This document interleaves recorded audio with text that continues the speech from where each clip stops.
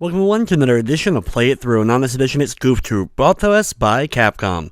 Goof Troop is not only one of my favorite of the Disney Capcom games, but it's also one of the best two-player games, and based on one of my favorite cartoons of the Disney afternoon era of cartoons.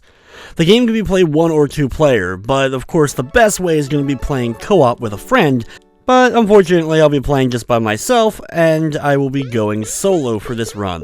So here we go with Goof Troop for the Super Nintendo.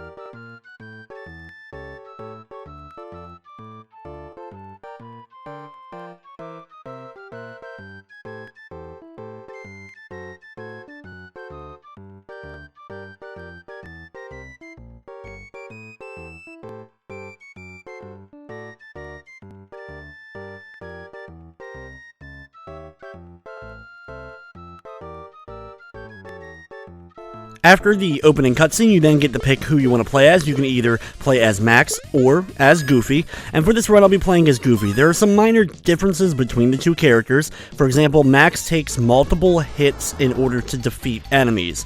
Like if you have an enemy that you're going to be throwing a barrel at or a pot at, it will take two of them to defeat most enemies, whereas Goofy can defeat them instantly. However, for Goofy, he is a little bit slower, so Max can move faster and have better maneuverability, so getting around tight corners and quickly around enemies can be a little bit more difficult as him. Goof Troop is an action puzzle game, with a lot of the puzzles being based around kicking blocks and hitting switches with them. As we started off the game, we headed to the right and got the first of what will be many hook shots in the game. Now this is an area that you don't have to come back to, but by doing so and a little bit of maneuvering the blocks, you're able to get quite a bunch of extra items right from the very get-go, which are going to come in handy because it's very easy to lose a life in the game. The way the health and life works is a bit interesting. You'll notice at the top left corner of the screen I have my current life count, the items I have equipped, as well as the hearts next to that. The hearts are represented by the items that I'm picking up, such as the bananas or the cherries. Once I'm able to get enough hearts, I will get an extra life outright. But if I get hit at any point, I lose all those hearts, and if I get hit while not having any hearts, I instantly end up dying. There's also plenty of times in the game where you will have to do some backtracking, like for example here, we went up into the right and found a wooden board. We're now going to take that wooden board to another part of the level where we can put it down and get across a gap we normally wouldn't have been able to get over.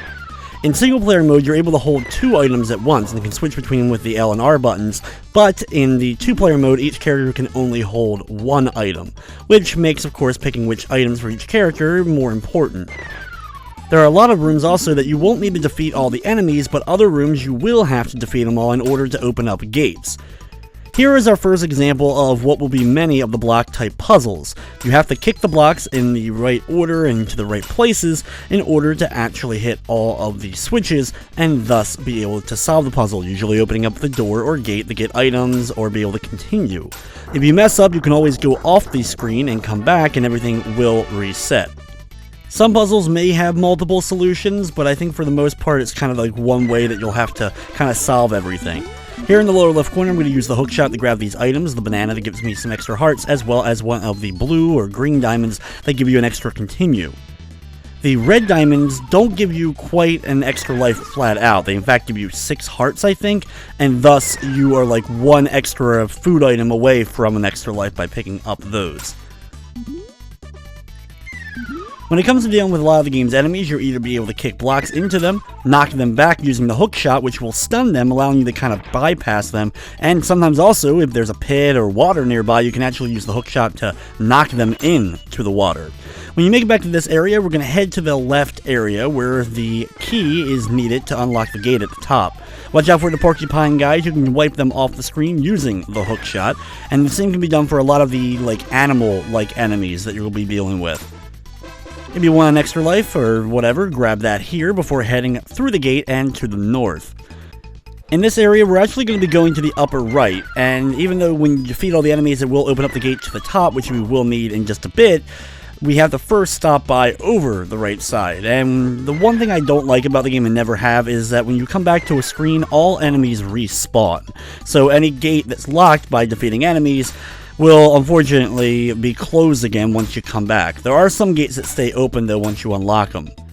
Here we have another kick block puzzle that we'll be solving in order to get all the star switch things hit to find the gold key, which is like the boss area key of each level. Every level ends up having one, and you'll need it to unlock a gate or door, usually right before the boss. Head back to the left, and now we have to take out all these pirates once again in order to get the gate at the top to open up. Like I mentioned, you can use that stunning hook shot in order to kind of freeze the guys in place, walk through them, and pick up the item we need it in order to throw it at him and take him out. Now for this segment here, I don't really recommend going straight up, but if you use the hook shot well, you can kind of sneak your way through the guys. You may want to lure them down and then use the block to kick at them in order to defeat the enemies to sneak on through. Either way, once you're to this screen, it's time for the first boss encounter of the game. You have all these pirates in the different holes. They will pop up and either throw spiky balls at you, bombs at you, or barrels at you. The way that you pick up barrels, you can also put your hands up in the air and catch items that enemies throw at you. The spiky balls you won't be able to catch, but the bombs and barrels that the enemies throw, you'll be able to grab in midair and then thus throw back at the enemies that are throwing them at you. This is a way you'll be dealing with a lot of the enemies and bosses throughout the course of the game. Once you defeat each of them and they're all defeated, you'll clear the stage and move on to the next level.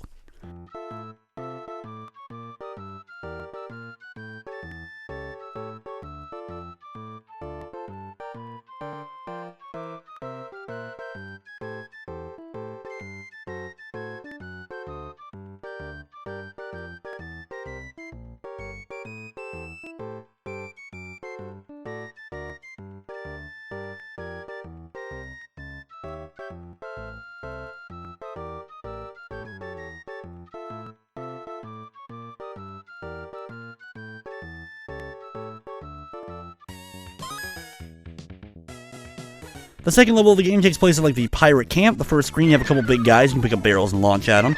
You'll notice there are a few citizens kind of throughout the course of the game. You can talk to them and get like some more information and such if you want to. On the next screen, we have our first of the star block puzzles for this level. We have to also watch out for flames being shot at us from the statues above. Pretty simple to kind of solve this one, but with that fire coming your way, you'll have to be a little bit extra careful.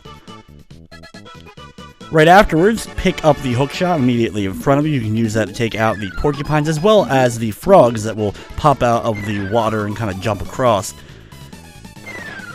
Head first by going to the left side, watching out for these guys as you kind of make your way around this part in order to grab the wooden plank.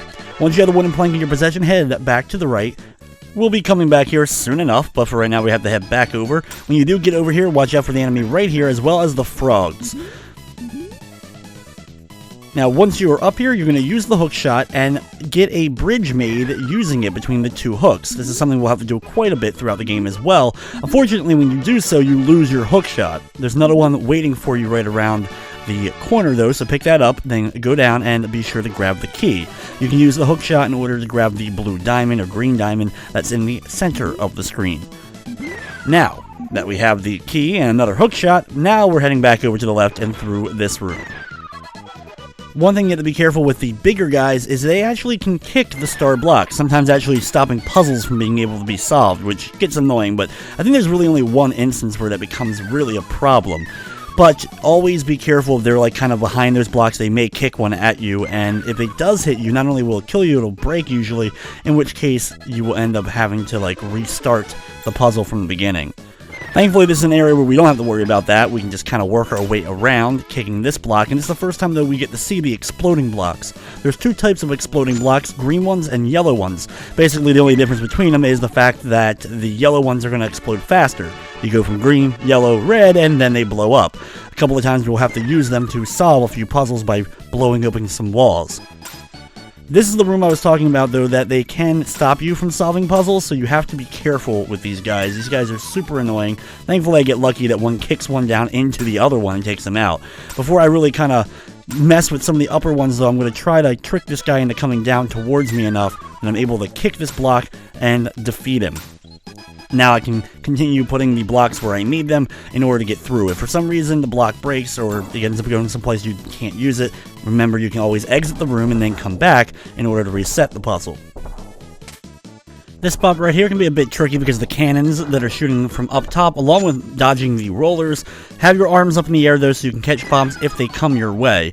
In this next area is the gold key. If you have a shovel, you can actually dig up the dirt that's located here. You'll find some extra items, usually cherries or the bananas. Sometimes you'll get the good stuff like the extra lives or continues, but for the most part, just kind of a lot of emptiness and a few little minor things here and there.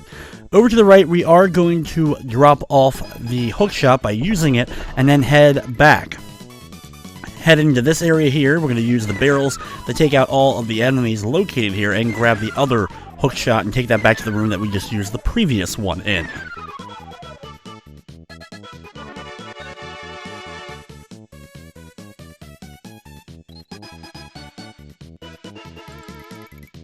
Once again, in this room, you want to make sure you hold your arms up in the air to catch any of the cannonballs that come your way, and then once you're back in this room, kick the block out of the way and go across the previously set grappling hook. Kick a couple more blocks out of the way and then use the grappling hook that we still have in order to hit the switch. That'll open up the gate, then use it to get across this gap, and you can collect another one of the grappling hooks if you want, and make sure that you pick up the red diamond. Now here, watch out for the enemies. It's a little bit tricky because they roll quickly across, but some nice timing you can get past. Grab another one of the red diamonds if you want. There's that one in the corner if you do need that as well, and you can always use that extra hook shot we have to kind of fend them off a little bit. Once you go through the gate at the top, though, it is time for the boss fight of this level. Firebug has two main attacks. He has a giant stream of fire who will shoot out that will wave back and forth left and right, and he'll also throw out little fire torches at you. There's 4 barrels in the room with him, so use those first, and then after using all those barrels, on the left and right sides of the screen, the natives of the island will show up and start throwing you more barrels to use in order to hit the boss. Just be careful, of course, to get away from the fire stream as best as possible and be able to grab the barrels by making sure you have your arms up in the air to catch them, and eventually he'll go down and you move on to stage 3.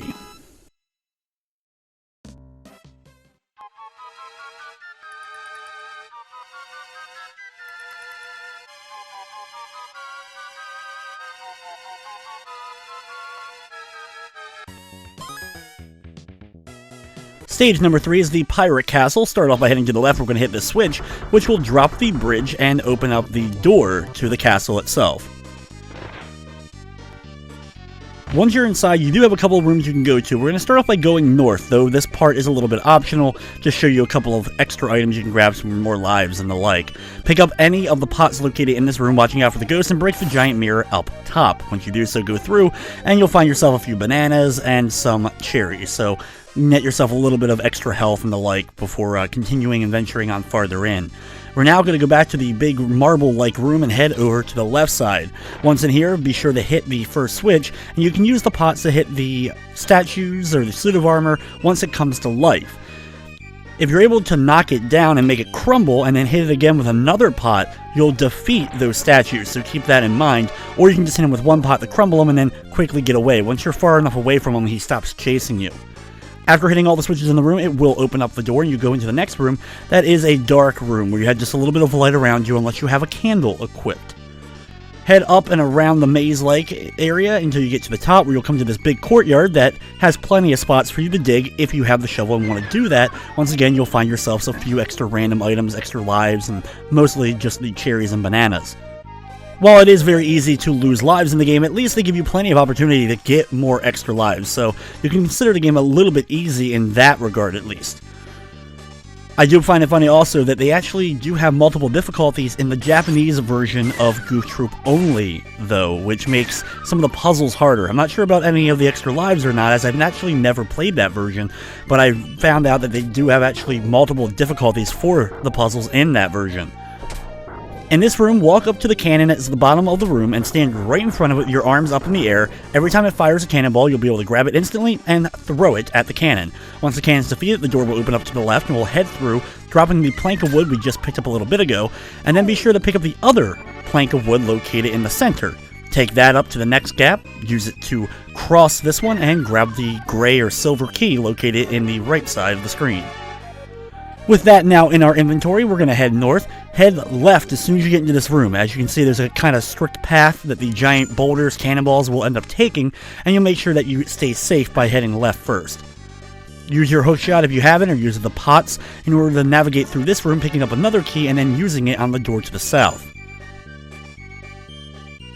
If for some reason you don't have the hookshot, you can pick up another one in that room, and then when you go up the stairs, you're going to have to hit all the buttons that spell the word open, obviously, in the correct order, and once you do so, the door will open up, and the statues will come to life. So be careful of them, watching out for them. Be sure to grab the key, though, before heading north through the door. In the next room, you have to hit 4 buttons in the correct order once again, starting with the upper right, then the lower left, upper left, and then finally lower right. If you hit them in a different order, it resets, and you'll have to start the puzzle over from the beginning. This room used the jars setup in order to kind of take out a couple of the pirate guys. Watching out as you go through, be sure to use the key and then pick up the key immediately north of the door you just opened. After doing so, head through the next room and you're going to use the key that you have in your inventory to open up the gate here. And then go over to the right side using the grappling hook to make a bridge, grabbing the other key.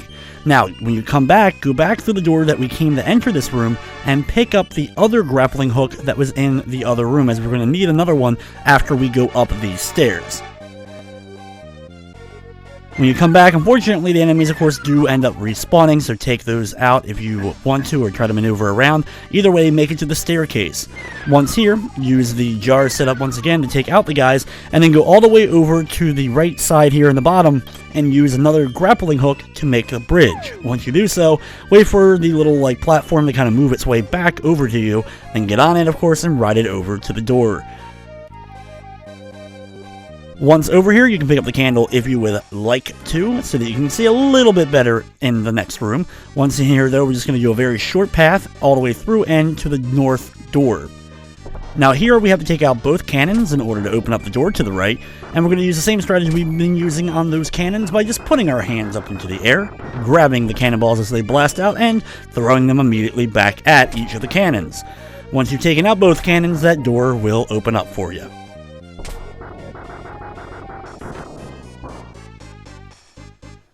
Once you're in here, watch out for one of these guys that's going to immediately try to kick one of the star things at you. Go around, be sure to grab the gold key for the boss kind of chamber room thing, and then go up the stairs. Once you do so, immediately, quickly run up and to the left a little bit down the stairs, watching out for not only the pirates, but of course if you take too long, the wall will crush you. But either way, go through the door and it's time for the next boss fight. Here we have to battle the red and the blue skeletons. Each of them have a different attack. What I recommend doing is focus on one first, and once you defeat it, then focus on the other. That way you have less going on screen at one given time. This is the hardest of the boss fights that we've fought up to this point, and could be argued that it is the hardest boss in the game. I'm going to start off by using the objects to throw at the blue skeleton, taking it out first, but honestly it's going to be up to you to figure out which one is tougher for you to defeat. Their boomerang-like stuff that they throw out will sometimes bounce off a wall, sometimes it'll immediately come to a dead stop halt-wise once it comes out, but either way you can see there's quite a lot going on screen while I'm battling these guys. The stuff they throw will not stay on the ground forever, so pick up as many of it as you can and launch them at it before they end up disappearing and then having to wait for them to throw out more. Sometimes the skeletons will stop and throw their head off, in which case when they do throw their head, if you're able to hit it with one of the things that they throw out, you'll be able to knock their skull back onto their body and continue their normal pattern of work.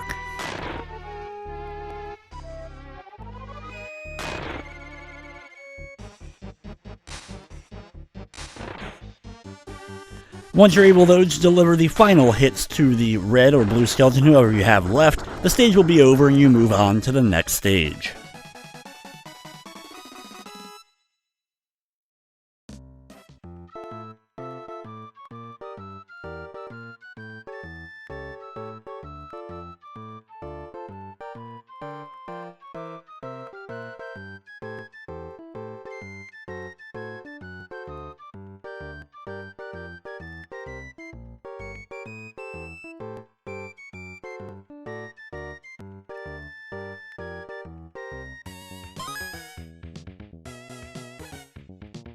The next level of the game is the Caves, which has my favorite song in the game for sure. I like the music in Goof Troop. I wish a lot of the tracks though were a little bit longer than what they were, but this track always really stood out to me. When we begin the level, we're going to head over to the left side, start off with one of the easier star-based puzzles that we're going to have in this level at least, and then we're going to head north through the door that's now open by solving that puzzle. In this room, make sure you have your arms up because there are a lot of pirates throwing stuff at you. The red pirates, when you throw barrels at them, sometimes they can catch them and throw them back at you. So always make sure that you immediately put your arms back up if you throw a barrel at one of them, so that you don't end up getting hit by the barrel as they throw it back. I always found it funny to throw a barrel, they throw it back at me, and I throw it immediately right back at them in order to finish them off. Now, this is an optional puzzle to get a little bit of extra lives if you want to do it. The way I'm going to solve it is not the correct way. This is kind of like a little way to cheese it a little bit. If you time it right here on this thing, you can kind of kick it. I'm pretty sure you can set this up differently, but this is always the way I ended up kind of solving that puzzle. Either way, grab the red gems up here. You can see I've maxed out my lives now as I have 9 current lives and a full set of hearts, so I can't really gain any more at this point. In the next room, you have ice on the ground. Be sure to hit all of the buttons, which will light all the torches, allowing you to go through the door up north. In the next room, take out the guy in the center, which will open up the door to the top. Now here we have to watch out for a few of the rolling, poly, weird, fat pig guys, but we can kind of get through, and right above that is another one of these rooms, which is very similar to the one we already passed by, but that's just a couple of rooms like that in this place. Either way, we're going to use the barrels they throw at us in order to take out the frogs and the other pirates to kind of get our way all the way to the top. Once we're up here, we have to open up the door north, and the way we're going to do this is first by kicking this block to the left, then this one down, then this one left quickly, and kicking it up before it blows up, which will open up the door. Now, this is a little bit more of a complicated one. We're going to start off by kicking this one left, then kicking this one to the right. Then, once here, we're going to kick this one right. Then before we kick this one, instead we're going to kick this one up, this one left, and that one up. And that'll kind of get a nice little placement for us to have one so we can kick this one left and have that in place. Now, this is where timing gets a little bit important because we have to do this quickly. We're going to kick this one left, then this one down and set it in place right next to the barrel. Then kick it down, and finally, last but not least, the one that's already yellow, which will hit the last spot, allowing us to go through that door. Right after that, we have another one of these rooms, similar to the one we already dealt with. More roly-poly guys there, though. And then we right into another puzzle. We're going to start off by doing the left star block and then the one right next to it, and we get the upper left corner done. You can kind of figure out what we're going to do in the center here, but we have a limited time to do so because, of course, they're going to explode, and you may have that annoying pirate guy chasing you, so take him out if you need to. Simple barrel will do it, and then we can solve the rest of it. Very easy puzzle to solve, but you have a little bit of a time limit because of the exploding blocks, as well as that guy kind of getting in the way a little bit. Right after that, you have another room like this where we have to throw some of these barrels at the red bandana guys. Just be sure to have your arms up to catch them. And then right into this minecart stage where we're going to move our way around the track. You can pick what direction you want to go by hitting the direction on the D-pad, facing whatever part of the track you want to actually go down. And when you make it into the next room, you have to hit the 4 buttons. This can be a little bit difficult because you have 2 of the big guys kind of in here being annoying. And we do want to grab that candle below him. It's not something that you absolutely need. Of course, you can do the next part in the dark, but since we have to actually solve a puzzle in the dark, it's better to have the candle with you.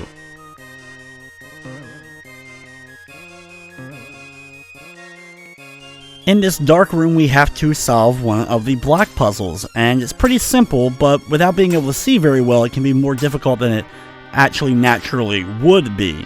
Follow kind of the motions that I'm doing in order to kind of get the blocks where you need them. There's only 4 spots that you're going to have to worry about, and there's 5, I think, star blocks in the room itself, so one of them you're not going to be using, aka that one in the upper left of where I am. Kick this one into place, then this one up to the left, being blocked by the other one that's sitting already there, and finally up, in which case you can then move on to the next room.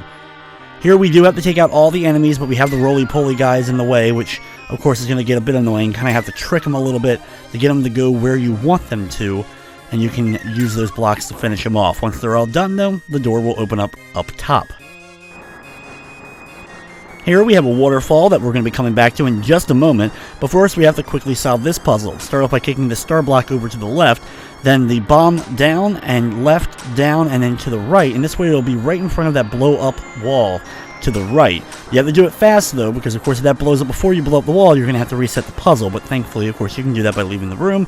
Here we're going to kick over now the other star block, and right there we drain the water in the previous room, and we can go back to where that waterfall was.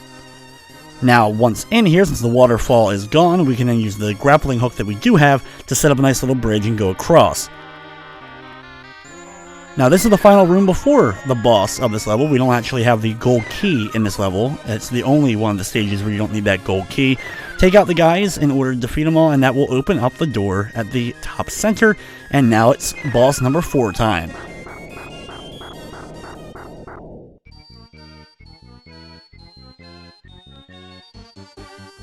This boss, while I think is easier than the skeleton boss, is a longer fight than the skeleton boss for the reason that you have to wait a lot of time in between abilities to actually hit him. The fight is against a red and green caterpillar-like creature, and what you have to do is when they go by, the whole screen will shake, and then rocks, stalagmites will fall from the ceiling, landing in the wooden platform that you're able to walk on. Then you have to pick one of the pieces up and throw it at whatever caterpillar you want. It starts off with only one at a time, and then eventually both will start appearing at the same time. The caterpillars, wherever they appear from, will then charge across. They won't change directions midway, thankfully, but they will charge across, so you have to make sure that you're not directly in their path while also hitting them. Once you deliver a hit, they speed towards wherever hole they're going towards, so because of this, it can be a little bit difficult at points to get away. You can also fall off the edges during this boss fight, so it makes it even tougher to kind of avoid the enemy and make sure they don't accidentally lose lives because you fell off. Every time you deliver a hit to either caterpillar, a piece of their body will break off and disappear. After you get them down to a decent amount of their body gone, you'll be able to hit them one more time and knock them away. You don't have to destroy every segment of them at least, but you still have to deliver quite a few hits to each of them before you take them out. As the battle goes on, more and more of the spikes will fall from the ceiling in between the earthquakes, so be sure to be looking at the shadows on the ground so that you're able to get away. They don't stay long enough so that you would be able to hit both caterpillars each time, and this is one of those bosses that if you have a friend to play the game with you, this fight will go a lot quicker because each of you will be able to pick up a piece and hit each caterpillar every time they end up showing up.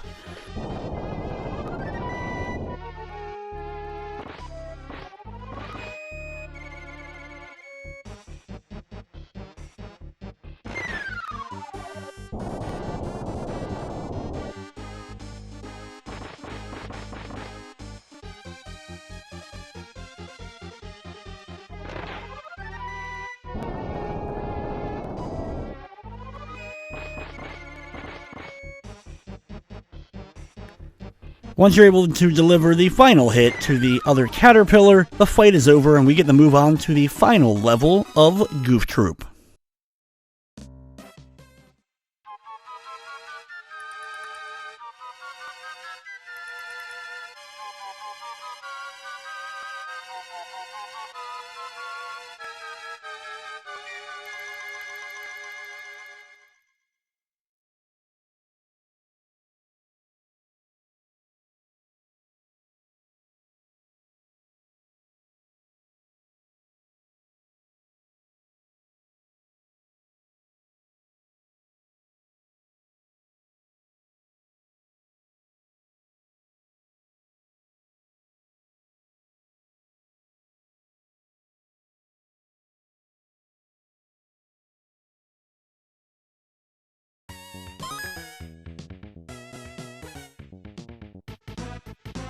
The final level of the game is on the pirate ship itself, and we're going to start off by heading up the ramp into the ship.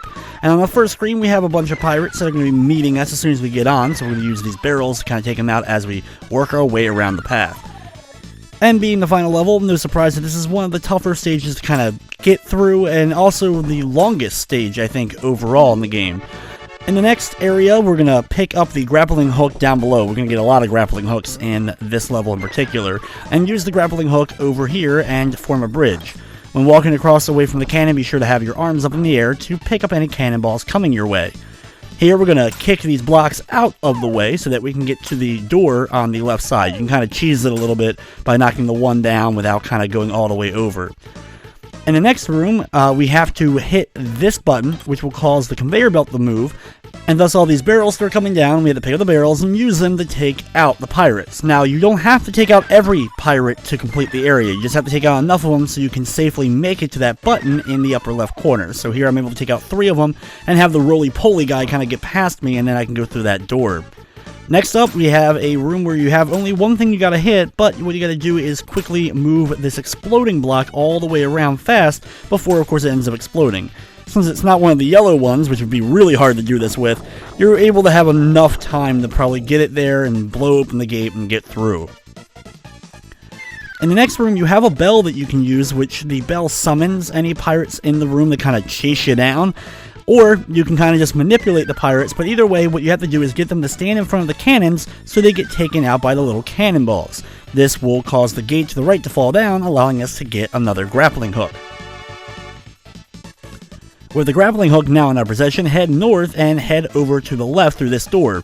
We'll be back here later on when we're getting ready near the end of the stage, but the key for right now is to pick up a second grappling hook and then go back into this room. Now we're going to head right past where the bell was located, going into this room, watching out for some pirates as we do so, but our goal, of course, is the door south. There's a banana pack if you want that to the left. Next up in this room, we have a moving platform that will go up and down, as you can see on its track, and your goal is to take out all the pirates in the center.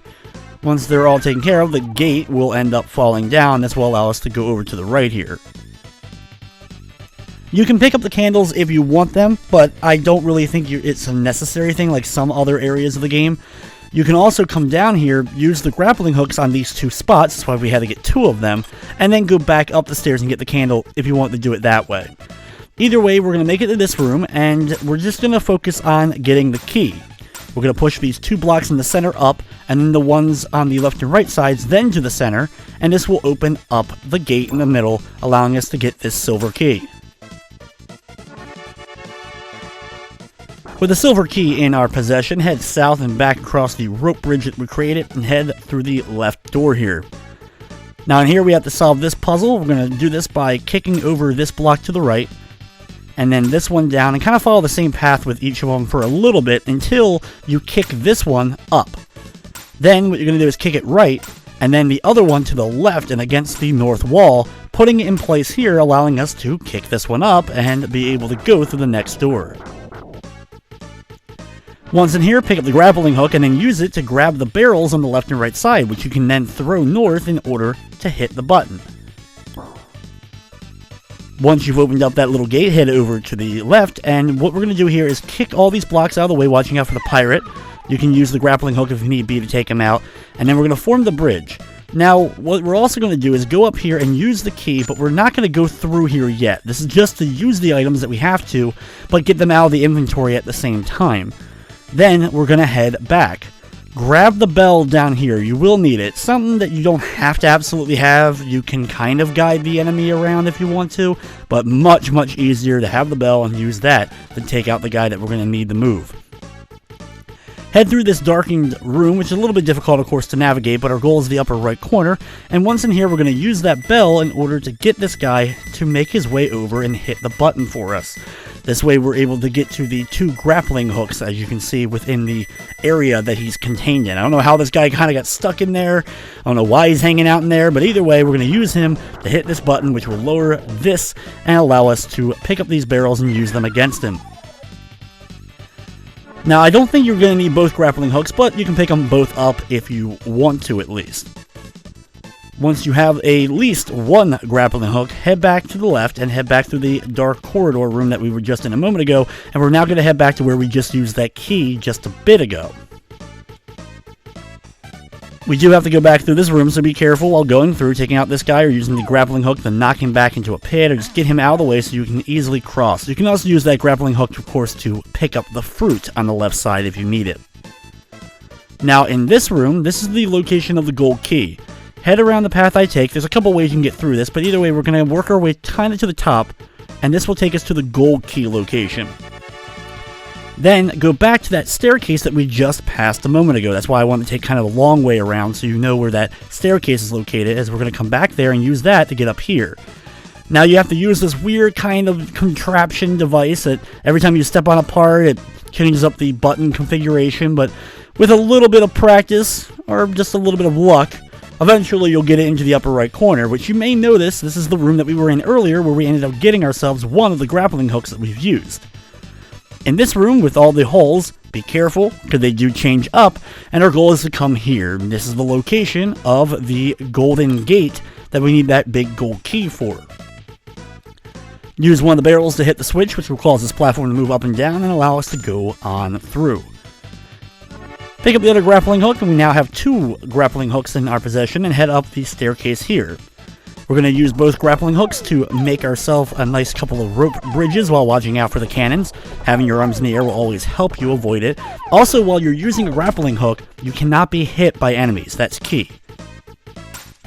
Now for what's the trickiest puzzle in the game, probably, as far as these blocks are concerned. Follow the path and strategy I use, and you will easily be able to get your way through this particular puzzle, and it's the last one of these that we have to deal with in the game. Head on over to the left, and this is the final room before the final boss, where you get to use the cannon by using the buttons below it to turn it around, and then press on the yellow button to fire the cannon. You take out all 4 of the pirates located in the room and go through the gate at the top, and it's time for the final boss of the game.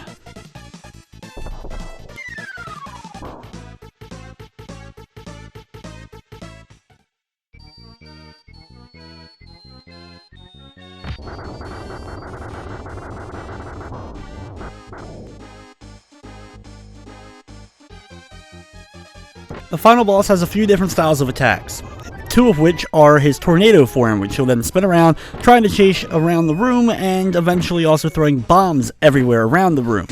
These bombs can be immediately grabbed in the air or wait for them to land and then pick them up. Of course, bombs do have a short time before they blow up, so make sure you throw them before they blow up.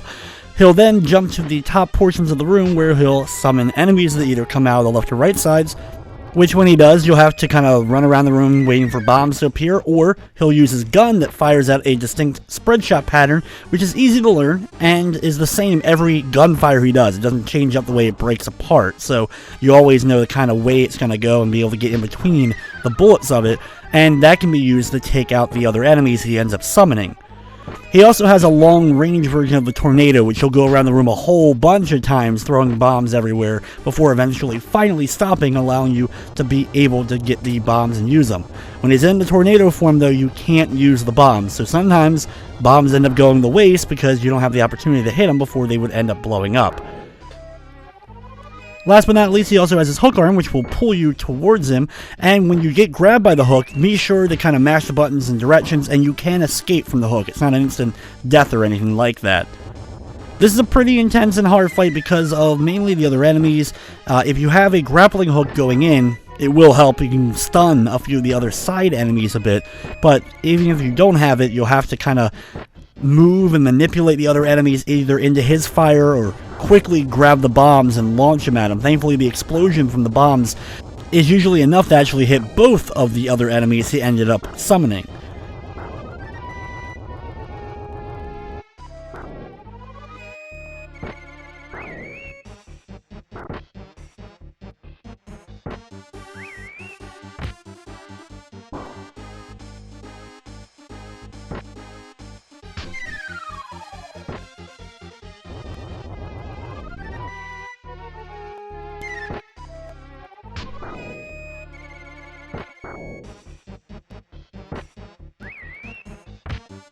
It'll most likely be a pretty lengthy battle when it comes to this fight, especially if you're doing it by yourself, because you're not going to be able to throw as many bombs at him.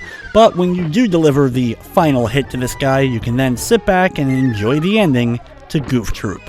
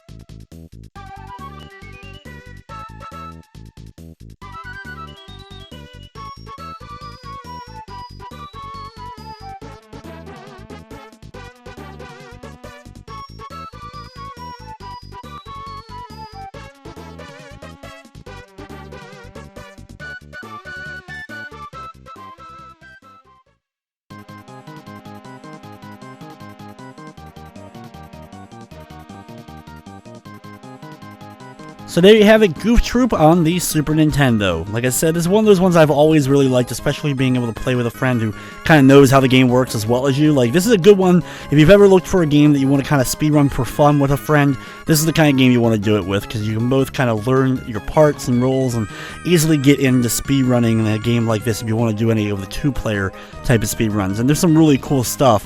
You can kind of time everything just right for some really fun overall gameplay. While this one was not as popular as maybe some of the other Disney Capcom classic games by any means, I still think it stands out as another great Disney title.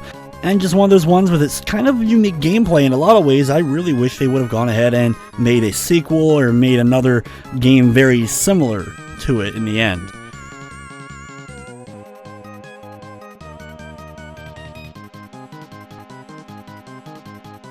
And after the credits roll, you then get your The End screen that tells you how long in total the run of the game ended up taking you. But with that, guys, that will wrap up this episode of Play It Through. I'd like to thank you for watching, and of course, I hope you enjoyed.